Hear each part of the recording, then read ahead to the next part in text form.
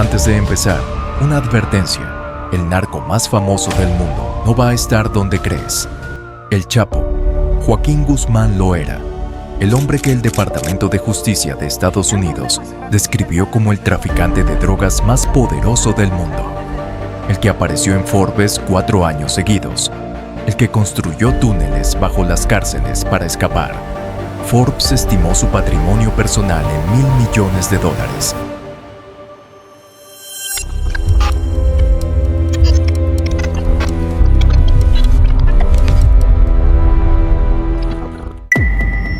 Hay 4 narcotraficantes que lo superan por mucho, uno de ellos por 30 veces. Este ranking no está ordenado por fama, no está ordenado por violencia, no está ordenado por cuántas series de Netflix te hicieron sobre tu vida. Está ordenado por dinero real, por cifras documentadas en Forbes, en tribunales federales de Estados Unidos, en estimaciones de la DEA registradas en prensa verificada. El número 5 de este ranking triplicó lo que el Chapo tuvo en su pico. El número 1 acumuló lo que ningún criminal en la historia del mundo moderno volvió a acumular. Y hay algo que todos comparten, sin excepción. No se quedaron con el dinero. Primero, las reglas. Para entrar a este ranking, un narco necesita número verificado, una fuente primaria atribuible.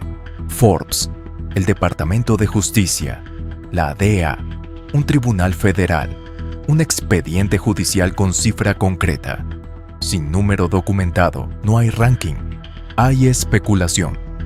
Ahora, ¿por qué el Chapo no está en el top 5? Esto confunde a mucha gente. En julio de 2019, el juez Brian Cogan del Tribunal del Distrito Este de Nueva York condenó a Joaquín Guzmán Loera a cadena perpetua más 30 años. El tribunal también ordenó la confiscación de $12.600 millones. $12.600 millones. Eso suena al número más grande de este ranking, y no lo es, porque hay una diferencia crucial entre lo que un cartel genera en décadas de operación y lo que su líder acumula como patrimonio personal. El Departamento de Justicia explicó que esa cifra representa el valor estimado de toda la droga que el cártel de Sinaloa movió bajo la dirección del Chapo durante 30 años. No son activos personales de Guzmán, es el volumen total de su operación criminal a lo largo de toda su carrera. Forbes, que sí hace distinción entre patrimonio personal y volumen de negocios, lo estimó durante 4 años consecutivos, de 2009 a 2013, con un patrimonio personal de alrededor de $1.000 millones. $1.000 millones es una fortuna extraordinaria, pero en este ranking específico lo deja fuera del top 5. Hay 5 personas que acumularon más. Puesto 5. Griselda Blanco, $2.000 millones estimados, la única mujer en este ranking, y posiblemente la persona más peligrosa per cápita de toda esta lista. Griselda Blanco Restrepo nació en Colombia en 1943, en condiciones de pobreza extrema. Para los 12 años, según registros judiciales colombianos y estadounidenses, ya había cometido su primer crimen violento. Lo que construyó décadas después es una de las historias más brutales del negocio de la cocaína. En su pico de operación, finales de los años 70 y principios de los 80, la organización criminal de Griselda Blanco generaba estimaciones de hasta $80 millones mensuales en distribución de cocaína en Miami, Nueva York y otras ciudades estadounidenses. $80 millones al mes. Eso es casi $1.000 millones al año. Blanco fue pionera de las rutas de cocaína colombiana hacia el sur de Florida antes de que los grandes cárteles establecieran las suyas.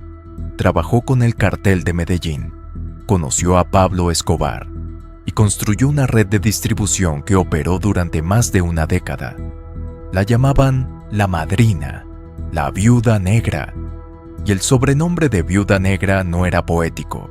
Tuvo 3 maridos. Los 3 murieron de manera violenta. Pero hay algo sobre Griselda Blanco que casi nadie menciona cuando hablan de su fortuna. El número 2 de este ranking, uno de sus socios, la superó por 10 veces y usaba la misma cocaína colombiana, el mismo mercado estadounidense. ¿Qué hizo diferente? puso esa cocaína en aviones. En 1985, Griselda Blanco fue arrestada en California. Cumplió una condena de poco más de 10 años en prisión federal. Al salir, fue deportada a Colombia. El 3 de septiembre de 2012, Griselda Blanco fue asesinada a tiros en Medellín. Tenía 69 años. Su fortuna estimada al momento de su arresto, alrededor de $2.000 millones. El gobierno de Estados Unidos recuperó una fracción. El resto, nunca localizado. Puesto 4. Los hermanos Rodríguez Orejuela, Gilberto y Miguel. El cartel de Cali. $3.000 millones estimados por persona. Esta historia es diferente a todo lo demás en este ranking. Y esa diferencia explica por qué son los más subestimados de los 5. El cartel de Cali no operaba como el de Medellín. No usaba bombas. No amenazaba presidentes en cadena nacional. No tenía sicarios con lista de precios pegada en los barrios. El cartel de Cali operaba como una empresa multinacional. En su pico de operaciones, la organización que lideraban los hermanos Rodríguez Orejuela controlaba hasta el 70% del mercado de cocaína en Estados Unidos y cerca del 90% del mercado europeo. Para contexto, Escobar, en su momento más alto, controlaba alrededor del 80% del mercado estadounidense. Pero Escobar era el mercado de Estados Unidos. Cali era Estados Unidos y Europa. La estructura del cartel de Cali tenía juntas directivas, divisiones por territorio, contadores, abogados en nómina formal y una estrategia de corrupción institucional tan sistematizada que los investigadores de la DEA la describieron como la más sofisticada que habían visto hasta entonces. Gilberto Rodríguez Orejuela era conocido como el ajedrecista. No por casualidad. Su estilo era el de alguien que siempre pensaba 5 movidas adelante. Juntos, construyeron lo que muchos analistas de seguridad describen como el negocio criminal mejor organizado de la historia del siglo XX. Pero aquí viene el dato que cambia todo sobre este ranking. Los hermanos Rodríguez Orejuela, a diferencia de Escobar, nunca decidieron hacer la guerra. Apostaron por los abogados, por las negociaciones, por el sistema. Y eso, paradójicamente, fue lo que los atrapó. En 1995, ambos hermanos fueron capturados en Colombia. En 2006, ambos fueron extraditados a Estados Unidos. Gilberto fue condenado a 30 años de prisión federal. Miguel, también a 30 años. Gilberto Rodríguez Orejuela murió en prisión en noviembre de 2022, a los 77 años. Miguel, a 2026, sigue en prisión federal en los Estados Unidos. Sus fortunas estimadas, alrededor de $3.000 millones por persona. El gobierno recuperó una fracción, el resto, no localizado. Puesto 3. Kun Sa, $5.000 millones estimados. El rey del opio. El narco de esta lista del que probablemente menos hayas escuchado. Lo cual dice mucho sobre cómo el mundo occidental cuenta estas historias. Kun Sa nació en 1934 en Myanmar, en la región del Shan State. Su nombre real era Chang Chi-fu. Su negocio no fue la cocaína, fue la heroína. Durante las décadas de los 70, 80 y parte de los 90, el Triángulo de Oro, la región montañosa donde convergen Myanmar, Laos y Tailandia, producía la mayor parte de la heroína que consumía el mundo occidental. Y Kun Sa controlaba la mayor parte de esa región. Estimaciones de la DEA indicaron que en ciertos momentos, hasta el 80% de la heroína que llegaba a las calles de Nueva York provenía del territorio bajo su control. 80% de un solo mercado, que era el más grande del mundo. Kun Sa construyó con ese dinero un ejército propio, el Mong Thai Army, que llegó a tener entre 20 y 25 mil soldados. Un ejército que superaba en tamaño al ejército oficial de varios países de América Latina. No era solo un narco, era un señor de la guerra, un estado dentro de un estado. Kun Sa hizo algo que ningún otro narco de este ranking hizo. En 1994, le ofreció al gobierno de Estados Unidos vender toda su producción de opio. No en broma, una propuesta formal. Le decía al gobierno americano: compren toda la cosecha, saquen la heroína del mercado, páguenme. El gobierno de Estados Unidos rechazó la oferta. En 1996, Kunsa se entregó al gobierno de Myanmar. No fue un arresto espectacular, fue una negociación. Llegó a un acuerdo que le permitió vivir en retiro en Rangún. Estados Unidos pidió su extradición. Myanmar se negó. Kunsa vivió libre en la capital de Myanmar hasta que murió de un derrame cerebral en octubre de 2007. Tenía 73 años. Nunca pisó una prisión estadounidense. Nunca fue juzgado. Su fortuna estimada, alrededor de $5,000 millones, sin decomiso significativo verificado. Puesto 2. Amado Carrillo Fuentes, $25,000 millones. El Señor de los Cielos. El capo que construyó el segundo mayor patrimonio criminal de la historia, con una idea que parece obvia en retrospectiva y que nadie había implementado a esa escala antes de él: aviones. Amado Carrillo Fuentes nació en 1956 en Navolato, Sinaloa, México. Era sobrino de Ernesto Fonseca Carrillo, Don Neto, uno de los fundadores del Cartel de Guadalajara. Lo que lo hizo diferente fue la logística. Carrillo Fuentes construyó una flota de entre 22 y 30 aviones, Boeing 727, que operaban rutas desde Sudamérica hasta aeropuertos municipales y pistas clandestinas en México, para desde ahí distribuir la cocaína hacia Estados Unidos. No era un avión, no eran dos, era una aerolínea criminal. Después de la muerte de Pablo Escobar en 1993, Carrillo Fuentes llenó el vacío de poder. Tomó las rutas que habían sido del cartel de Medellín, se alió con el cartel de Cali y en poco tiempo se convirtió en el operador de cocaína más eficiente del continente americano. En los meses previos a su muerte, la DEA lo describió públicamente como el narcotraficante más poderoso de su era. Su fortuna estimada llegó a $25,000 millones.